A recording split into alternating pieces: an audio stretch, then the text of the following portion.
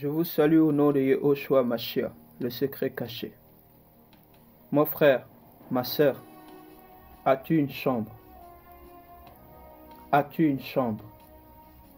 Beaucoup de chrétiens n'ont pas de chambre.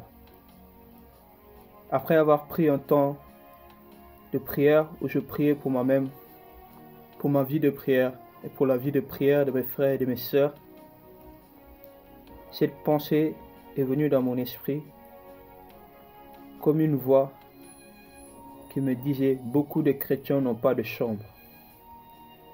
Donc avant de parler de vie de prière, comme beaucoup aiment le faire, comme beaucoup sont embarqués dans des temps de prière collectifs, beaucoup aiment se réunir avec des frères et sœurs pour prier, pour mettre le feu. Mais cependant, le Seigneur m'a dit que beaucoup de chrétiens n'ont pas de chambre. Comment cela se fait-il? Et qu'est-ce que le Seigneur veut nous apprendre? Et j'en suis sûr que le Seigneur nous interpelle, que le Seigneur nous avertit. Car il ne faut pas oublier ce que le Seigneur a dit dans sa parole. Dans Matthieu chapitre 6, à partir du verset 5. Et quand tu pries, ne sois pas comme les hypocrites, car ils aiment faire leurs prières en se tenant debout dans les synagogues et au coin des rues, pour être vus des gens. Amen, je vous le dis, ils reçoivent leur récompense. Mais toi, quand tu pries, entre dans ta chambre et ayant fermé ta porte, prie ton Père qui est là dans le secret, et ton Père qui voit dans le secret te récompensera publiquement. Frères et sœurs, dans ce passage, le Seigneur nous met en garde concernant l'hypocrisie, concernant l'exposition. Car la vie de prière ne se mesure pas devant le Seigneur quand nous sommes en nombre. La vie de prière ne se mesure pas devant le Seigneur quand nous essayons de battre des records. La vie de prière ne se mesure pas devant le Seigneur quand nous prions pour satisfaire notre propre chair.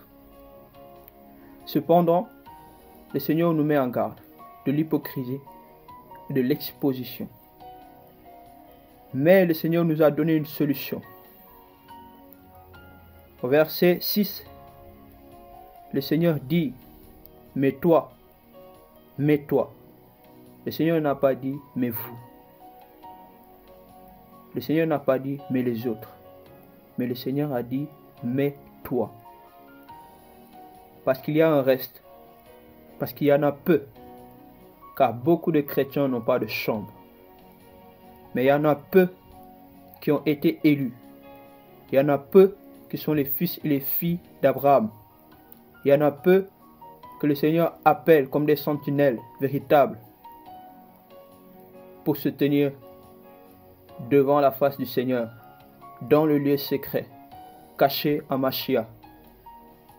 Voilà pourquoi, frères et sœurs, nous devons faire attention.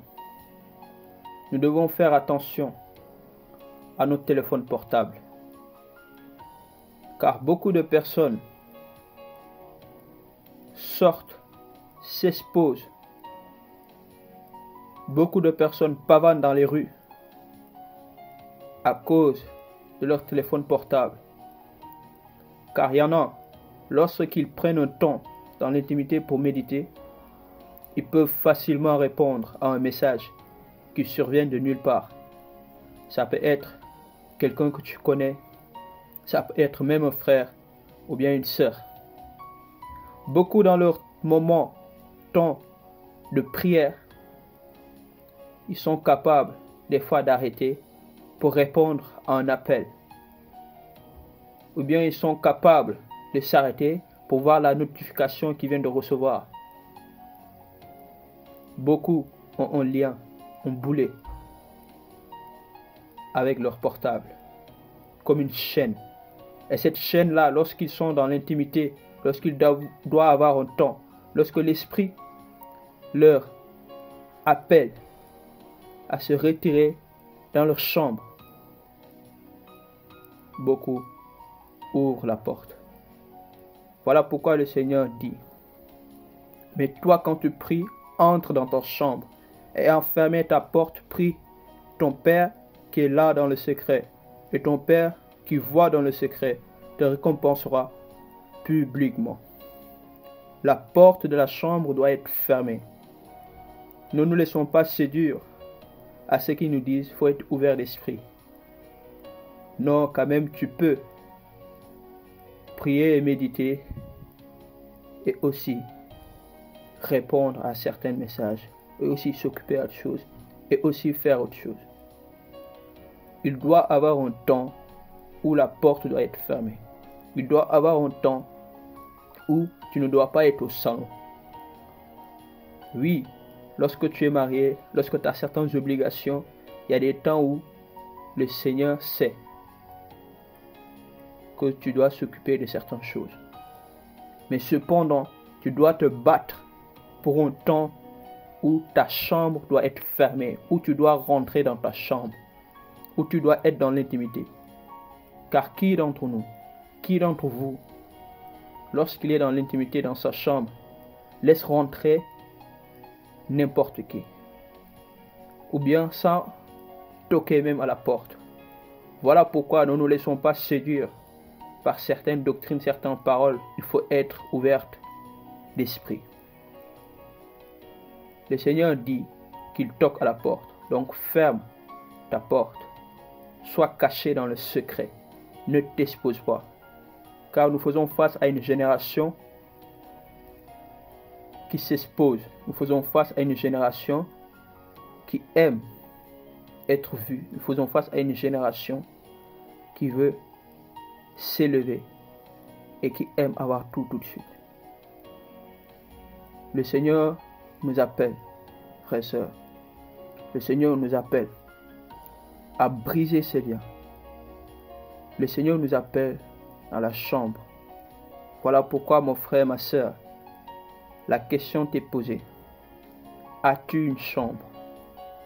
Car beaucoup de chrétiens n'ont pas de chambre. Beaucoup de chrétiens sont comme des SDF qui traînent dans les rues, qui se pavanent dans les rues. Beaucoup de chrétiens sont comme des SDF qui se retrouvent dehors au froid, exposés, livrés à certaines flèches, livrés à certaines situations. Alors que l'Esprit du Seigneur est un feu dévorant. Et ce feu-là se manifeste dans la prière, dans l'intimité, dans le secret. Mais lorsque tu réponds à des messages, alors que tu médites tout seul avec le Seigneur dans l'intimité, tu es en train de se faire traîner par une chaîne, par un boulet, pour aller dehors dans les rues. Lorsque tu passes des temps avec le Seigneur et que ces messages et que autre chose viennent rentrer dans cette intimité, dans ta chambre, pour te distraire, tu vas te retrouver à long terme dehors dans la rue comme un SDF, exposé au froid, avec un sac qui est l'image d'un boulet, et à force de traîner dehors dans la rue, tu deviens épuisé, fatigué. Voilà pourquoi certains chrétiens qui n'ont pas de chambre, certains chrétiens qui méprisent la présence du Seigneur, certains chrétiens qui ne considèrent pas cette intimité, cet appel dans le secret caché, dans la prière, ces chrétiens-là sont misérables. Et souvent, on les voit appeler tel frère, telle sœur, as-tu reçu quelque chose pour moi? Après tel frère, telle sœur, en espérant recevoir une parole de connaissance, prophétie, pour leur parler dans leur propre vie. Voilà pourquoi nous devons faire attention, frères et sœurs, et nous devons revenir aux choses essentielles. Nous devons revenir à cette intimité. Nous devons fermer notre porte. Nous devons rentrer dans cette chambre. Nous devons répondre à cet appel. Car beaucoup de chrétiens n'ont pas de chambre. Beaucoup de chrétiens n'ont pas de chambre. Beaucoup de chrétiens n'ont pas de chambre. Beaucoup de chrétiens n'ont pas de chambre. Mon frère, ma soeur, as-tu une chambre? As-tu une chambre? Le Père qui voit dans le secret a dit, je ne vous laisserai pas orphelins. Notre Seigneur Jésus-Christ nous a dit, je ne vous abandonnerai jamais. Le Seigneur ne nous veut pas dehors. Le Seigneur ne nous veut pas dans les rues.